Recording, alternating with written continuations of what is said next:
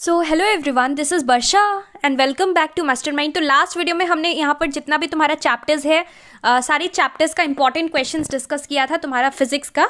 तो फिजिक्स में हमने कौन से चैप्टर्स तक कवर किया था? हमने टोटल यहाँ पर 5 चैप्टर्स कवर किया था। अब जो तुम्हारा स्पेक्ट्रम से लेकर बाकी सारा पोर्शन है उसका हम इंपॉर्टेंट क्वेश्चंस डिस्कस करेंगे।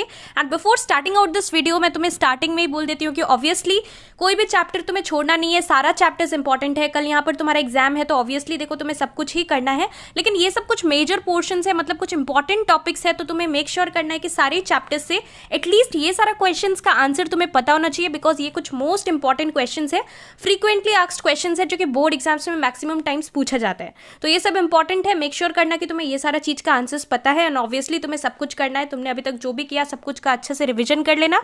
तो let's start with the questions. सबसे पहले तुम्हारा स्पेक्ट्रम चैप्टर है, और अगर तुमने पार्ट 1 वीडियो नहीं देखा है तो तुम देख सकते हो, उसमें हमने फोर्थ से लेके बाकी जितना भी चैप्टर्स है रेस्ट ऑफ द पोर्शंस वो ऑलरेडी कवर कर रखा है, रिफ्रैक्शन का पूरा चैप्टर तक, तो तुम वो वीडियो देख सकते हो। स्पेक्ट्रम में देखो सबसे पहले तुम्हें यहाँ पर क्या करना है, questions related to the deviation which is produced by a triangular prism. This is important. तुम्हारा प्रिज्म रहता है, प्रिज्म में यहाँ पर व्हाइट लाइट पास हो रहा है, फिर वो किधर जाएगा उसका डायरेक्शन सब कुछ मार्क करने तुम्हें आना चाहिए।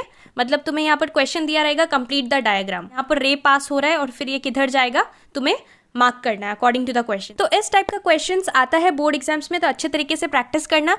नेक्स्ट क्वेश्चन है, an electromagnetic radiation is used for photography in fog. So an electromagnetic radiation is used for photography in fog. You have to identify the radiation. So the radiation that is used for photography, this is infrared. This is infrared. याद रखना है तुम्हें, infrared है. And why is this radiation ideal for this purpose? So why?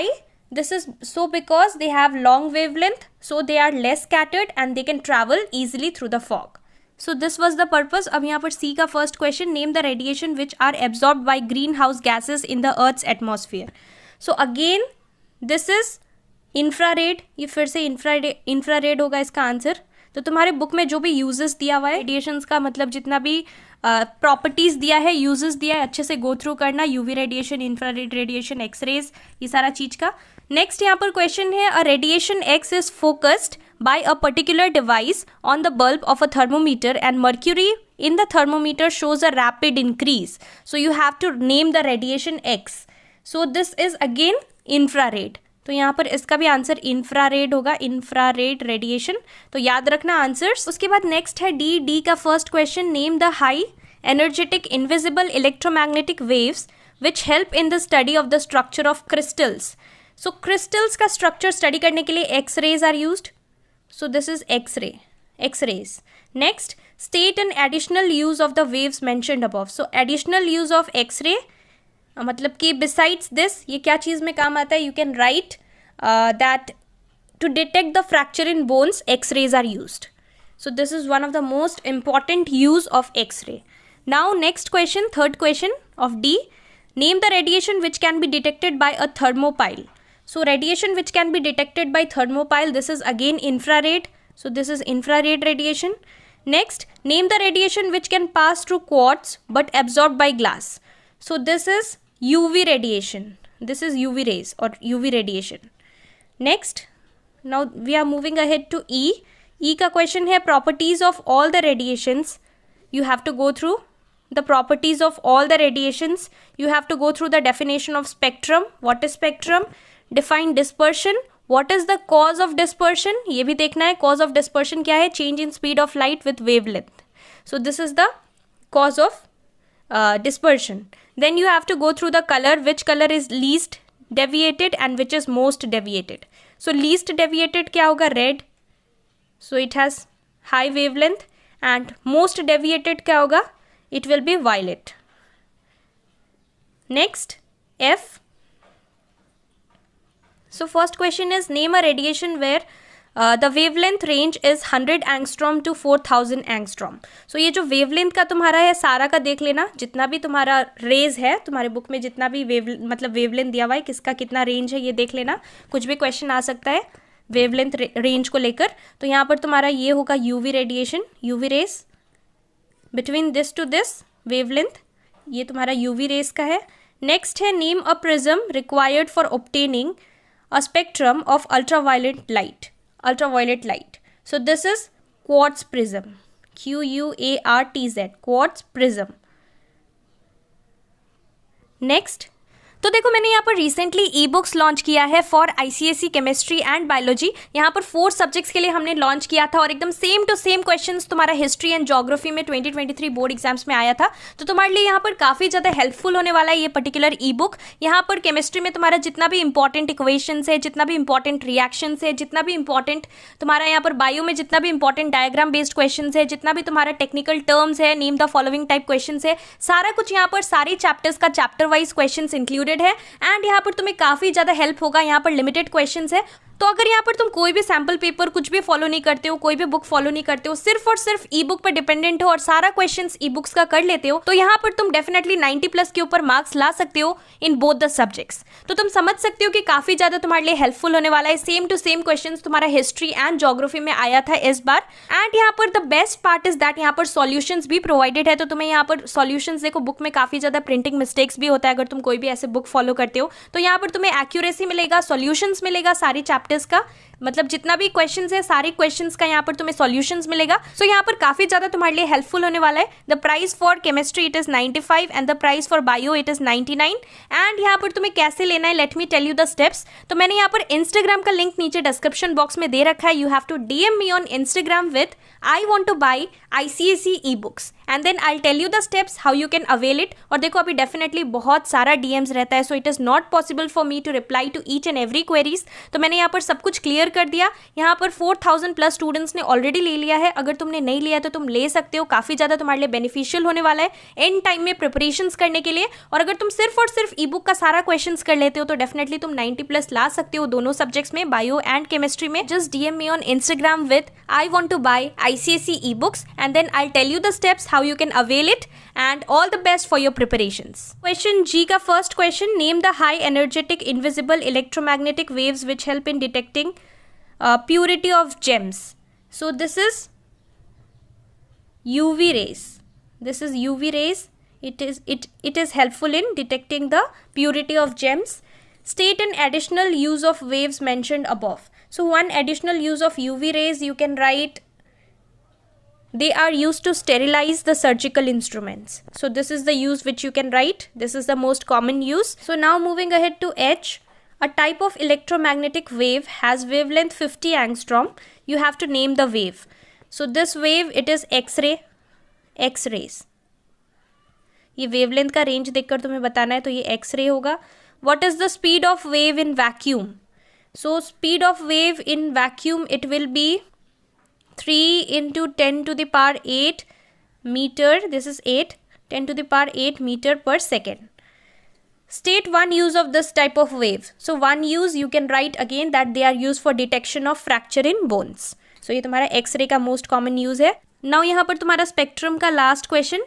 State 3 properties common to all types of electromagnetic radiations. So यहाँ पर तुम्हें 3 properties बताना है which is common for all, be it X-ray or be it UV radiation. तो common तुम क्या लिख सकते हो? First point you can write, they show the properties of reflection and refraction. Second, you can write, they all travel with the same speed in vacuum, that is 3 into 10 to the power 8 meter per second. And third point you can write, they do not require any material medium for their propagation. Now moving ahead to sound. देखो sound chapter से क्या क्या questions important है. Sound से सबसे पहले तुम्हें यहाँ पर रेजोनेंस एक टॉपिक है जो कि मोस्ट इंपॉर्टेंट टॉपिक है. यहाँ से डेफिनेटली क्वेश्चन पूछा जाएगा, तो यहाँ पर रेजोनेंस अच्छे से कर लेना. Name the phenomena involved in tuning a radio set to a particular station. So this is resonance. What is resonance? Go through the definition. Second is define the phenomena named above. So you have to define this. What is resonance? Third is define loudness of a sound. So what is loudness? Go through the definition from your book. And in what unit is the loudness of sound measured? तो ये unit तुम लोग जल्दी से मुझे नीचे comment section में बताओ. What is the unit in which loudness is measured? ये चीज़ तुम लोग मुझे नीचे comment section में बताओगे. Let's see you know or not. Next है question number 4. State 2 ways in which resonance differs from forced vibration. So you have to differentiate between resonance and forced vibration. Next is you should go through the definition from your book. Go through the definition of loudness, quality and pitch. And factors affecting भी देख लेना, what is the factor that affects loudness. So loudness it depends on amplitude, right. So loudness का amplitude तुम लिख सकते हो, factor affecting loudness. Quality is also called timbre, right. It is also called as timbre. And what is the factor that affects quality? It is the waveform. And pitch, go through the definition of pitch. And pitch, it is also called shrillness. It is also called as shrillness. And what is the factor that affects pitch? It is frequency. So ये चीज़ याद रखना तुम्हारे book से. Now moving ahead to question number 2. The rear view of mirror of motorbike starts vibrating. This will be vigorously at some particular speed of bike. First question is, why does this happen? So ये phenomena कौन सा है? The phenomena that is taking place is resonance, and you have to write why does this happen. So this happens because the frequency of vibration of the motorcycle engine, it becomes equal to the natural frequency of the rear view mirror. So this is the reason why resonance takes place. Frequency of forced vibration matches with the frequency of the vibration which is produced matches with the natural frequency. So this is the reason why resonance occurs. And last question is, what could be done to stop the violent vibration? So what could be done? You can write that the bike driver should change his speed. So this would make the frequency of vibration of the motorcycle engine different from the natural frequency of the rear view mirror, and then resonance will no longer take place. It will stop. So you can write in this way, you can make your own answer definitely. तो resonance एक बहुत important topic है, अच्छे से कर लेना sound chapter से. उसके बाद सारा का डेफिनेशंस देख लेना. Natural vibration, this is also called free vibration, right. If you know natural vibration is also called free vibration. Natural vibration को फ्री वाइब्रेशन भी बोला जाता है, सो कंफ्यूज मत होना. डैम्प्ड वाइब्रेशन, फोर्स्ड वाइब्रेशन, तीनों का तुम्हें डेफिनेशन देख लेना है. एग्जाम्पल्स अच्छे से देख लेना, सबका 2 एग्जाम्पल्स देख लेना तीनों का. एंड यहाँ पर एग्जाम्पल्स के साथ साथ एप्लीकेशंस देख लेना, what is the use of this kind of vibration. And there is a diagram given in your book, जो तुम्हारा डिस्प्लेसमेंट टाइम ग्राफ है, वो ग्राफ देख लेना अच्छे से तीनों का. ये चीज़ इंपॉर्टेंट है. उसके बाद यहाँ पर नेक्स्ट जो कि तुम्हारे लिए इंपॉर्टेंट है, you should know the numericals. यहाँ से कुछ न्यूमेरिकल्स तुम्हें प्रैक्टिस करना है. Numericals based on echoes. And what are the 2 conditions for the formation of echo. So ये चीज़ अच्छे से कर लेना, इंपॉर्टेंट है. 2 कंडीशंस, एक तुम्हारा 17 मीटर वाला है और एक है, तो हमने एमसीक्यूज में भी डिस्कस किया था. इंपॉर्टेंट है conditions for the formation of echo. Go through that from your book. Now next is question number 5. Which characteristics distinguish 2 sounds from each other. So what is that characteristic that distinguishes 2 sounds from each other? It is the loudness, pitch and quality. These are the factors. Now next question जो कि boards में बहुत बार repeat होता है. This is a very important give reason type question. Explain why stringed instruments or stringed musical instruments like guitar, they are provided with a hollow box. So why it is provided with a hollow box? This is so because the resonance can take place and a loud sound can be produced. So this is the reason why stringed musical instruments like guitar, they are provided with a hollow box. तो इसको अच्छे से याद रखना. Next है तुम्हारा सोनार. Sonar अच्छे से गो थ्रू करना. Sound navigation and ranging. Go through the uses of echoes by bats, dolphins, fisherman and medical use. 1 सबका कर लेना, ये तुम्हारे बुक में दिया हुआ है. तो अच्छे से सोनार का जो मतलब तुम्हारा सोनार वाला जो पेज है जिसमें कि इकोज का यूज़, बाकी जितना भी यूजेस दिया है अच्छे से कर लेना. That is important. नेक्स्ट यहाँ पर करंट इलेक्ट्रिसिटी पे हम आते हैं. करंट इलेक्ट्रिसिटी देखो यहाँ पर ओम्स लॉ कर लेना सबसे पहले, बहुत इंपॉर्टेंट है. फिर current, what is current and what is the SI unit of current? It is ampere, right. तो ये याद रखना. What are the factors affecting resistance? So what is the factor that affects resistance? 3 factors कर लेना. उसके बाद यहाँ पर difference between ohmic resistor and non ohmic resistor, ये कर लेना. 2 पॉइंट्स कर लेना, या फिर 3 पॉइंट्स पे तुम कर सकते हो. अगर लॉन्ग क्वेश्चन एंड आंसर्स में आता है 3 मार्क्स का, तो तुम 3 पॉइंट्स लिख सकते हो. डेफिनेशन एंड एसआई यूनिट भी देख लेना रेजिस्टेंस का. What is the SI unit of resistance? It is ohm, right. और इसका डेफिनेशन भी देख लेना. Next is factors affecting internal resistance. Internal resistance का फैक्टर्स अफेक्टिंग देख लेना, प्लस यहाँ पर एसआई यूनिट भी देख लेना.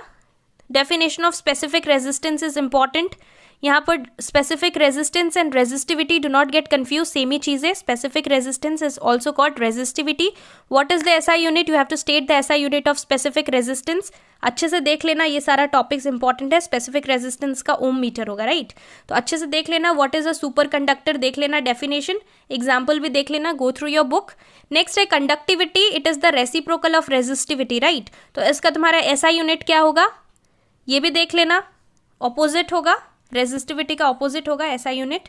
नेक्स्ट है तुम्हारा EMF. What is EMF? Go through the definition and what are the factors that affects EMF. So factors affecting भी देख लेना, इंपॉर्टेंट टॉपिक्स है. बिसाइड्स दिस यहाँ पर बहुत इंपॉर्टेंट है न्यूमेरिकल्स. तो करंट इलेक्ट्रिसिटी का न्यूमेरिकल्स कर लेना प्रैक्टिस अच्छे से.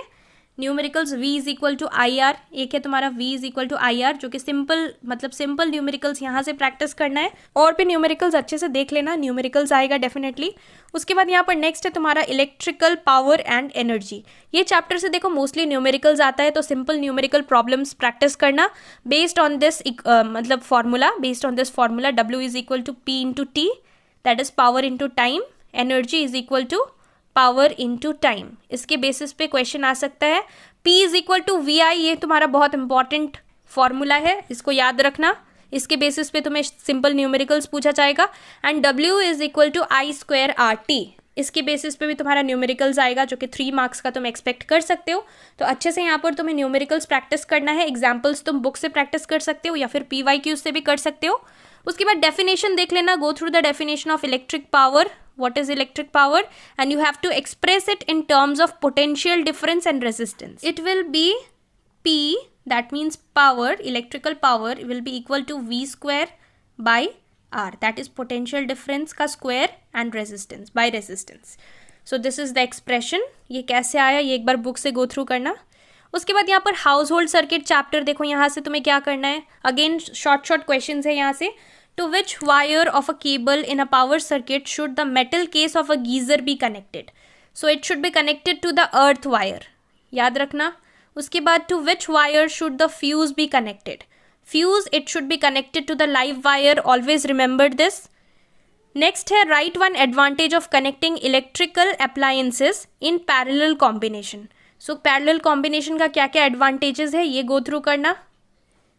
उसके बाद यहाँ पर नेक्स्ट क्वेश्चन है what characteristic should a fuse wire have.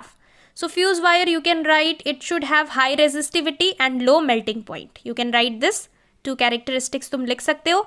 उसके बाद 5 which wire in a power circuit is connected to the metallic body of the appliance. So which wire? It is earth wire.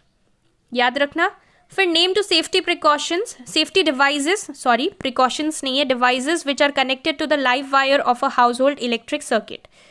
So you can write MCB, that is miniature circuit breaker. This is a safety device. And second, you can write fuse. Next, name the device which is used to increase the voltage at a generating station. So this device is step-up transformer. This is step-up transformer. Next question. Next is number 8. At what frequency is AC, that is alternating current, supplied to residential houses? So it is 50 Hz, 50 Hz, that means Hz. Next, name the wire in a household circuit to which the switch is connected. Switch किससे connected रहता है? Switch is connected to the live wire. Always remember this. ये हमने ऊपर भी question में देखा था, ये क्वेश्चन बहुत बार आता है बोर्ड्स में. Switch, it is connected to the live wire. Next, fuse or switch is connected to the live wire. Next question is give 2 reasons. Give 2 reasons why different electrical appliances in a domestic circuit are connected in parallel. So go through your book. यहाँ पर तुम्हें two reasons पता होना चाहिए. Next is number 3. Mention any 2 advantages of ring system of house wiring. ये भी देख लेना बुक से. फिर next है question 4. Give 2 reasons why different electrical appliances in a domestic circuit are connected in parallel. So ये भी go through कर लेना.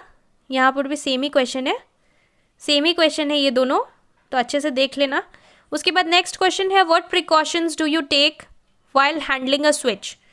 सो while handling a switch you should not touch it with wet hands, you can get an electric shock. इस type का तुम्हारा मतलब तुम्हें answer लिखना है. तो ये वाला आंसर तुम्हारे बुक में दिया हुआ है, एक बार रीड करना अच्छे से, तुम लिख देना यहाँ पर precautions, safety precautions while handling a switch.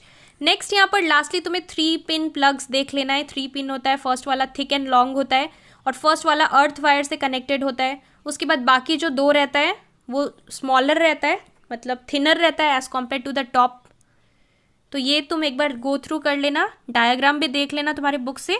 And lastly colour coding of wires, ये देख लेना, live wire, neutral wire, earth wire, तीनों का कलर कोडिंग देख लेना according to the new conventions and old conventions, दोनों देख लेना कलर कोडिंग। नेक्स्ट यहाँ पर इलेक्ट्रोमैग्नेटिज्म चैप्टर है। इलेक्ट्रोमैग्नेटिज्म से differentiate between AC and DC देख लेना, alternating current and direct current, 3 points कर लेना, go through 3 points. Lenz law देख लेना, what is Lenz law, Fleming's left hand rule and right hand rule, ये topic important है, अच्छे से देख लेना फ्लेमिंग्स लेफ्ट हैंड रूल में क्या होता है और राइट हैंड रूल, दोनों में डिफरेंस क्या है, यूजेस क्या है फ्लेमिंग्स लेफ्ट हैंड रूल का, राइट हैंड रूल का, अच्छे से देख लेना।